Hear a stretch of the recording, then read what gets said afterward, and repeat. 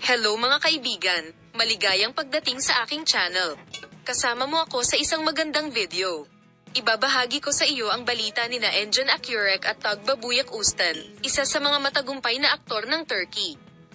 Bago lumipat sa aking video, huwag kalimutang mag-subscribe sa aking channel, i-like ang aking video, ibahagi ito at ibahagi ang iyong mga saloobin sa amin sa seksyon ng mga komento. Ngayon ay lumipat tayo sa mga detalye ng ating balita.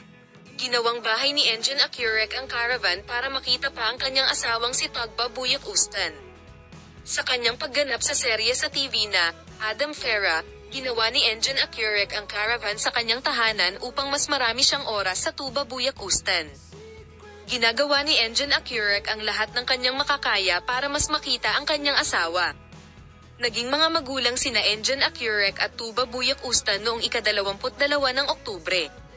Muli, magandang balita ang dumating mula sa duo, na nagpahayag ng kanilang kaligayahan sa lahat. Si Engin Akyurek, na nagtrabaho sa isang abalang bilis, ay ginawa ang lahat ng kanyang makakaya upang makita pa ang kanyang asawa. Si Bir Senador Oltentas ay isang sikat na artista. Gusto kong maging abala at magtrabaho. Naglalambing pa rin ako sa mga bakanting oras ko. When I was shooting a movie and a TV series, the commercial said, I'm with my family very early.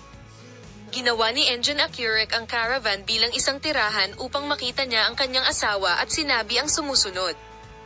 Dapat tayong gumugol ng oras kasama si Tugba. Kung tutuusin, mayroon kaming caravan, panahon. Ito ay aming tahanan. Gumawa kami ng isang kapaligiran sa bahay para sa aming sarili. Nagsushoot kami halos 6 na araw sa isang linggo. Hindi ako nagrereklamo tungkol doon. Minsan ang aming anak na babae ay pumupunta rin sa caravan. May gaps ako. Lagi akong gumagawa ng mga programa nila.